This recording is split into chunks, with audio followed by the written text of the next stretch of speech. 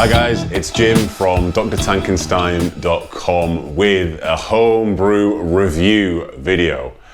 Now a few weeks ago I was challenged by my friend Gary over at Realtors, at Realtors on Twitter, to make the ultimate lockdown beer. Now there were many ideas on what the ultimate lockdown beer would look like. I chose for something I call the MyPA, a big old pale ale that was designed to go further and stay interesting. Basically, this beer was designed to be diluted with whatever you had in your house, and at the end of it, you'd still have a beer of reasonable alcohol content and reasonable bitterness, not just a shandy. This beer had 40% Marisota, it had 30% pale ale malt, 15% each of crystal and oats.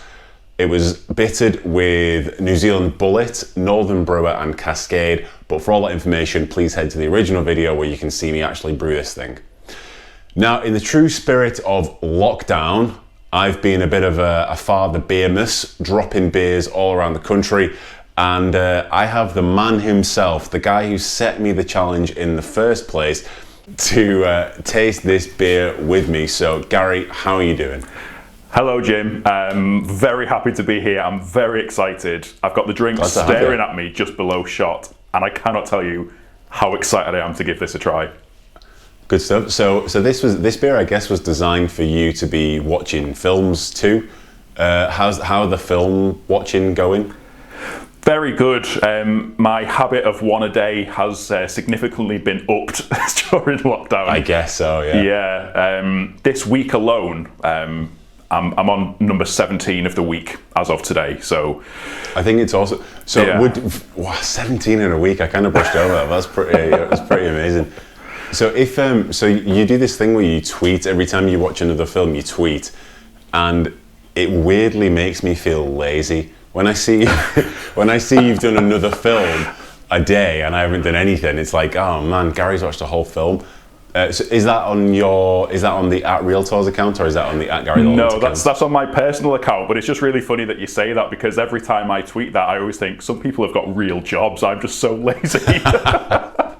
Well, I'm a research scientist. I definitely don't have a real job. Yes. Right.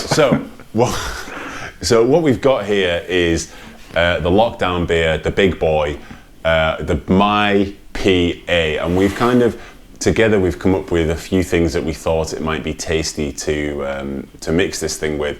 So we have, I have 3 glasses here in front of me. Gary, I think you might have a few more than that. Yeah. In one glass, I have the pure, unadulterated MyPA that was never meant for human consumption on its own. In my second glass, I have the classic shandy, but this shandy is the MyPA mixed with lemonade, which brings it down to 5% ABV and 50 IBUs. So this should still be a reasonable beer, but kind of lemony. And in my final glass, I have orange juice, a 50-50 orange juice mix. I'm a little bit concerned about this one, if I'm honest. I think it might be a bit too much orange juice. Gary, you have the same things, is that right? We've gone for kind of similar mixes here. Is that we have. Right? So I've got the MyPA just as is, and then I've also gone for shandy, which I'm very excited because I don't know if this is a bit sacrilege on Dr. Tankenstein, but I am a massive shandy fan. Like, I love shandy so much. There's a time and a place. There really is, yeah. Over my cereal, it's great. Yeah. You know what I love about when we were discussing the shandy actually, is that you called it Lemo.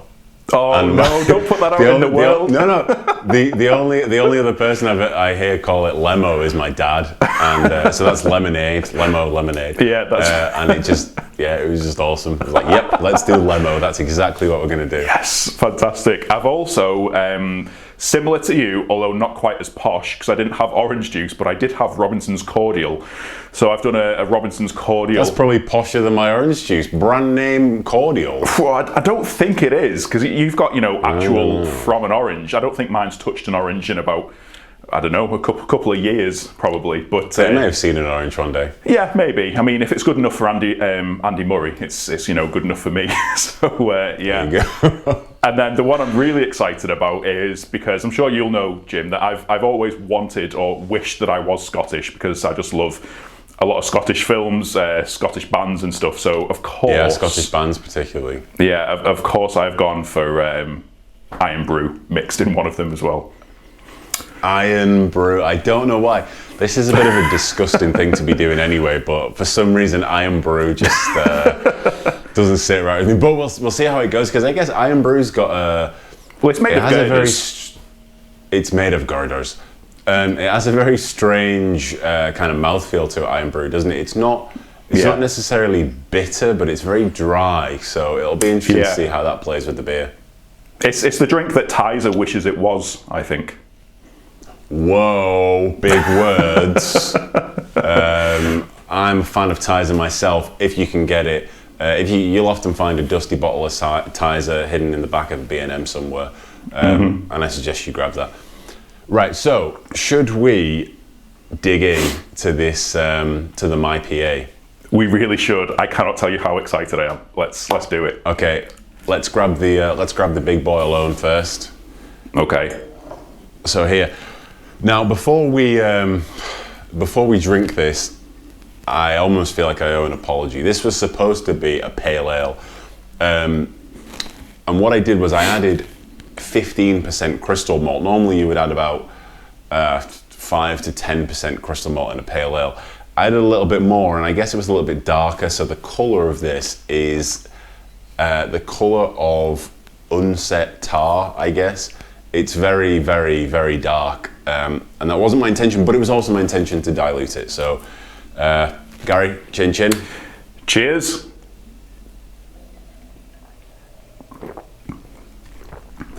Oh, whoa. It's chewy.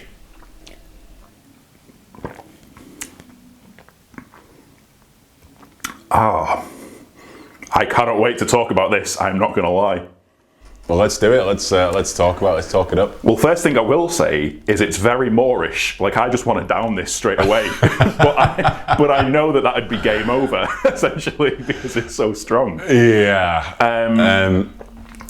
It's great. What I love about all of your beers, and I should say thank you first of all for enhancing me, because I was very much, in terms of beer, on the conveyor belt of generic beige beers. So stuff that's nice, but you've well, they're fine too. They are, but you've just opened the door to like this incredible world, and this is fantastic. It's almost, I don't know if this is the right terminology for it, but a bit treacly, I guess you could say. Like, it's very treacly. I think, if I'm honest, I tried to make a pale ale. I think what I've done is made a bit of a barley wine. This, if you like this, Gary, I suggest in future, if you ever see a barley wine on offer, pick it up, because this is quite barley wine-esque. It's got the yeast character's not super heavy in it, but it does have a lot of sort of phenolic character. It's very boozy. It kind of burns the back of your throat, and as Gary said, there's a lot of residual sweetness left in it. But that's not why we came here, is it? We came here to mix it with stuff, so I'm going to put this down. This definitely isn't one to start the night with, I don't think. Yeah, no. I do know that much. That much I do know. Yeah. Yeah. All right. So the next one we've got on the docket is a shandy. So a classic beer and lemo. Now, when I was making this beer, I knew that the first thing that people would assume is, is it just a shandy? Are you basically just making different flavored shandies? But I stick to my guns on this, that this isn't just a shandy, because it's still 5% ABV and it's still 50 IBUs even after the lemonade has been added. So I guess the question I have here is, will you be able to tell that when we dig in and try this lemo cocktail? Well, here's to us. Here's to us.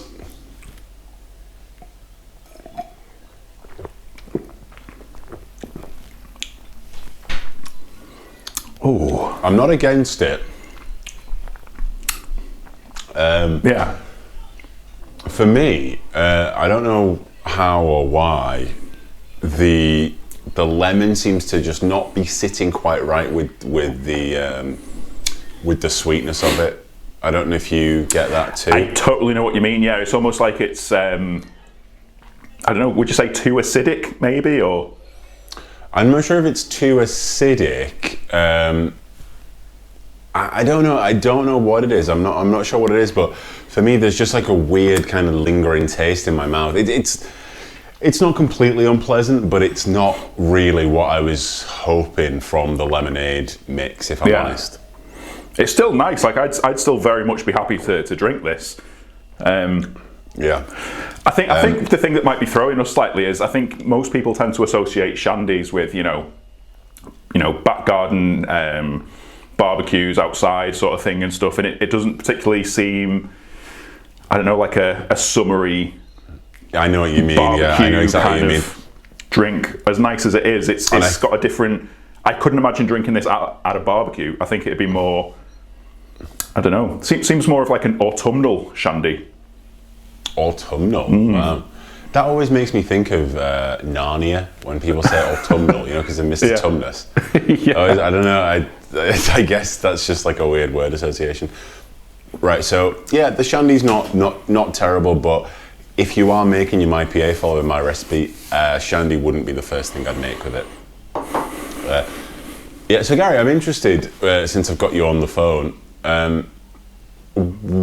what is your beer journey like? Because I'll be honest, when I saw that tweet, I was kind of surprised that you liked beer at all. Yeah, it's weird. I mean, because can we peer behind the curtain for all your viewers? We've known each other for years now, since we were... we've known each other for a long time. Yeah, since we were like 16, so, almost half of our lives, not to give away spoilers of age, but... but when we used to go out and do the illegal drinking and stuff, I presume we were quite similar in terms of I used to love a Nuki Brown, but that was as close to beer as I used to come, because I just always used to stick to spirits, particularly JD and Jameson's, and I'd have that with lemonade. So quite a strange one. I've only really started drinking beer or lager and things like that, I'd say within the last 18 months particularly. So I'm very much like a newbie. Okay, so you're quite new to it. I mean, an interesting one actually is I always remember when I was taken out for my first pint, it was on Christmas Eve and I was 14. It was a month before I was due to turn 15. Classic Northwest. If that made things any better, I was just shy of 15, and I went to a local pub close by, and I won't mention them because I wouldn't like them to get closed down because they are still operating a similar sort of deal. I'm sure the statute of limitations is up on that. Yeah, but my uncle took me and he bought me a pint of Carlsberg, and I remember finishing it and thinking, wow, I am now a full-grown adult. This is brilliant. And he looked at me and he said, oh, that was good. Do you want another one? And I just sort of looked at him with complete innocence of youth and said, I'm all right, I'm not thirsty. And he sort of looked back at me as in like... Completely missing the point. Yeah, Jesus, I've been drinking for about 40 years. I don't think I've ever been thirsty when I've had a pint. That is such a nice story. Yeah.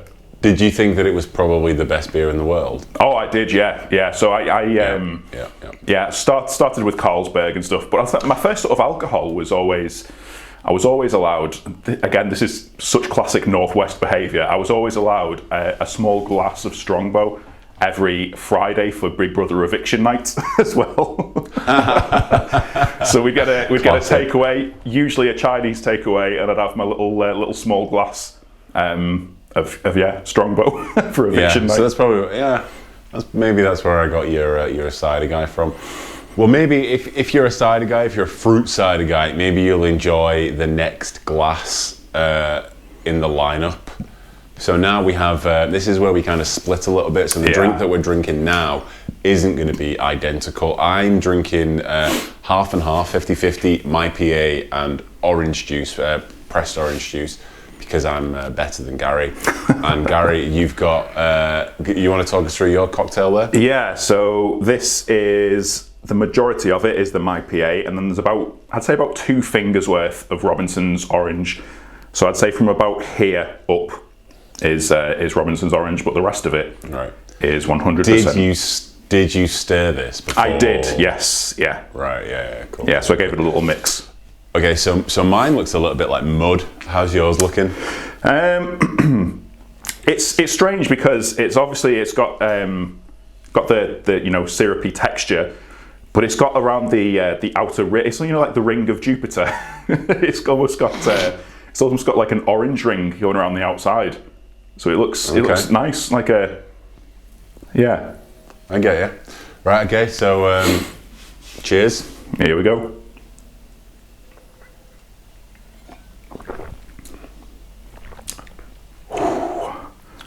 What do you think of that one? Step back. We have a winner. This is my favourite so far. This is I'm glad. Oh, I'm glad you said that. So mine is kind of interesting. So I think that the amount of orange juice I've put in there, the bitterness in the beer just can't override it. So this is very sweet at the minute. It does have kind of a bitter aftertaste because oranges, I guess, are also quite bitter. But this is very sweet. But the orange, I think, does play well with those kind of hop flavors in the beer. What do you reckon to that? Oh, totally. I think I don't know if it's any different because I've obviously got cordial and stuff, but I think the sharpness of it really cuts through the beer as well, which gives it a nice little you think? Yeah, difference to it. So it's nice little overtones, I guess you could say, and it's overtones. It's playing on my umami as well. Big fan. Whoa, big word, umami. Cool. So I guess orange is the way to go.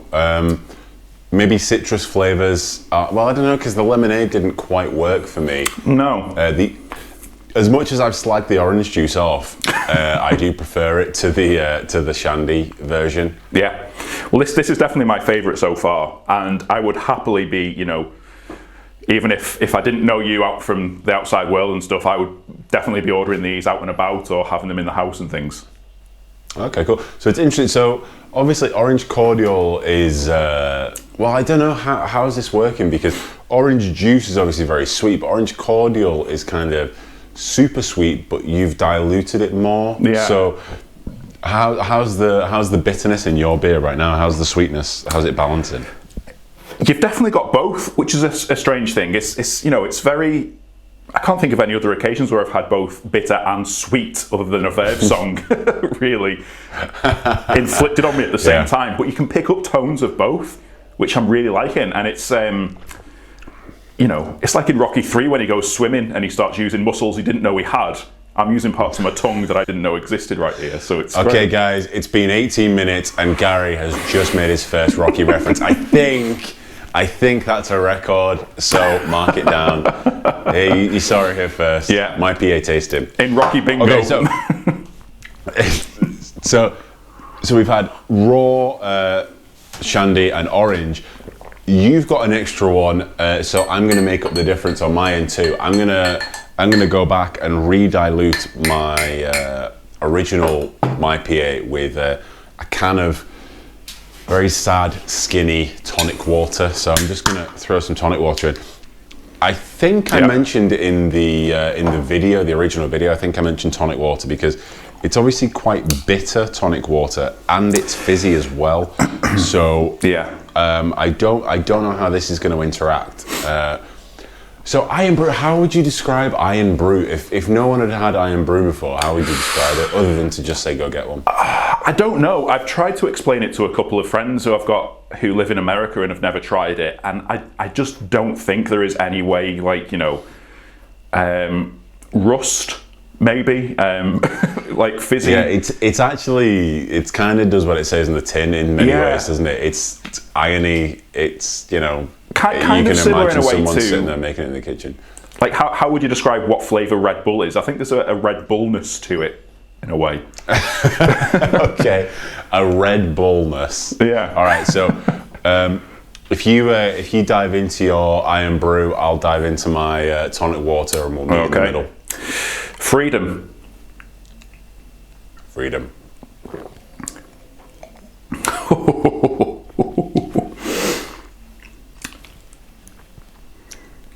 Gary, I think tonight, for me, unfortunately, this is the winner. Is it? Interesting. Yeah, I think so. How's the Iron Brew going? It's my least favourite of all of them. Surprise. Yeah. Well, I bet you're glad you poured yourself a pint of it. Yeah, no, it's strange. It's weird because it still very much tastes like what was that drink ages ago? It was very popular in the 90s. I want to say Sheridan's, and it was like half the bottle was black and half of it had a little Sheridan's. Yes. Yeah, I don't really know what that was, to be honest. I just remember the adverts and the bottles being separated. It was. I think that was a fad, Gary, is what it was. Very much similar to, do you remember Sizzle and Stir, where you get the extra pot at the top and then the other stuff like that? Well, that's what this is. Yeah, they basically took some ingredients out of the bottom and put it in the top. Yeah, so that's kind of what this has become. So it's very much, it's like if you can imagine, or like, you know, a mini Guinness or a baby Guinness that you get in shots. Yeah, where it's like, I see. Yeah. I can taste them separately. It's kind of like I've, another way, a Muller fruit corner, and I've put the corner in one side of my mouth and the yogurt in the other. So it's like I'm picking up both at the same. It's like they repelled each other in terms of mixing. It's not worked. Would you recommend trying it? Oh, I'd say try everything once, as long as it's safe and legal. But I would say try the other 3 options or 4 options before this one. Before this one. But I have still enjoyed this. The tonic water for me, I think the tonic water is doing what I thought that the lemonade would do. So it's got a touch of kind of lemony tartness to it, but it brings bitterness with it. It does have sweetness. I'd like to try this. I mean, I used a little can of sad, skinny tonic water. I'd like to try it with the proper stuff, where there's actually got sugar in it, rather than like some kind of sweeteners, because there is still that chemically taste that you get with sweeteners. So I'd like to try it with full sugar tonic water, because the balance is pretty great. I think that, you know, not toot my own horn, but what I wanted to do with this was provide a lot of alcohol and a lot of bitterness, because that's what mixed beer drinks, you know, shandy, radlers and things like that, that's what they lack. And I think that the tonic water really just comes in and supports what I was trying to do with this beer.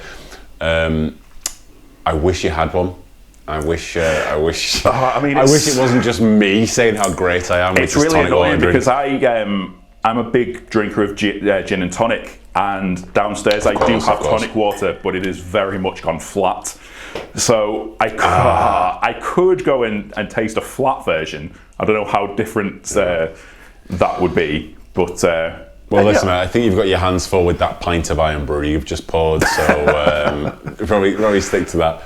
Yeah. Right, Gary, so we've tried them all now. I've got 2 questions for you, or 3 questions. Which one was your favourite? My favourite was... I would order them all again. Iron Brew less so, but I would definitely have them all again. But my favourite pick of the bunch was Orange Cordial. Wow, okay. And that's kind of true lockdown beer sentiment, isn't it, really? You know, Orange Cordial, you can't get more Orange Cordial than that. No, yeah, more I've got about that. 4 litres of it, so, you know, I've got a lot to work through, so perfect. Right, so question number 2. Is it still beer? Yes. I feel like I'm, you know, not in a position as anywhere near as much as what you are or other like big beer drinkers to say, but I still very much would say so. You know, I think if you're mixing with other things and stuff, it's what the majority of it is. So I would still say it's still beer. We still called prosecco at New Year's, didn't we, when we mixed in Jägermeister? That still counted. I have a vague memory of that. Yeah. Okay, now question 3. Should I have bothered? 100%, because there is nothing better in life than experimentation. Whoa. Yeah, Dr. Frankenstein tried it, and look what he got. He got a couple of movies out of it. So, well, I'm a bit mad at Dr. Frankenstein for ripping my name off, if I'm honest. So I can imagine. Let's not mention him on this channel. Okay, sorry. I brought him up. But no, yeah, definitely. You should definitely have bothered. It's great. I would be very happy to have more of these in the future. And do you know what? As well, like, this would be like a brilliant thing to have, because I'm thinking now, what other combinations can I try? I'm going a little bit Jamie Oliver now, where I'm thinking, I could mix a bit of this, a bit of that. I want to go down to my local market, which is just basically the top shop, and I want to try it with Ribena. I want to try it. I want to try a coffee version. I want to try. You know what I mean? I want to try everything. Well, there is a coffee version coming as well. I am going to try it with coffee, or maybe have tried it with coffee, who knows, and other things. So I'll be putting out a lot of ideas out there. Tonight we've tried tonic water, lemonade, orange. I think it seems that the orangey notes fit well with this beer. So Gary at Real Tours, at Gary the Lawrence on Twitter. You've actually got a really cool YouTube channel. I'm saying this wasn't solicited before, and I'm saying this off my own back.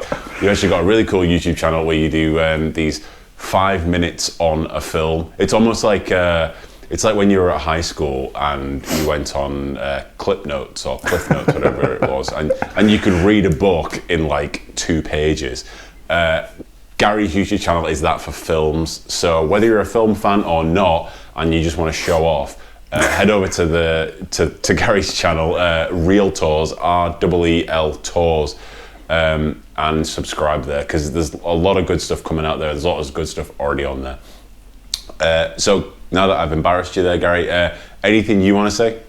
I would like to say thank you very much, and I would like to say a big thank you as well for giving me some wonderful, not just these other beers that I've tried of yours over the last couple of months and things. The fact that they're veggie and vegan as well, because they are very tough to find that are, sort of craft ales or homebrew sort of stuff. They're very rare to find. Yeah. Nuki Brown is one of the, if I was ever going to commit vegetarian adultery, that would be one of the things that I'd do it with. Okay, well, maybe I could have a bash at that for you. All right, Gary, thanks a lot for being with us, mate, and we'll see you soon, I'm sure. Thanks a lot, Jim.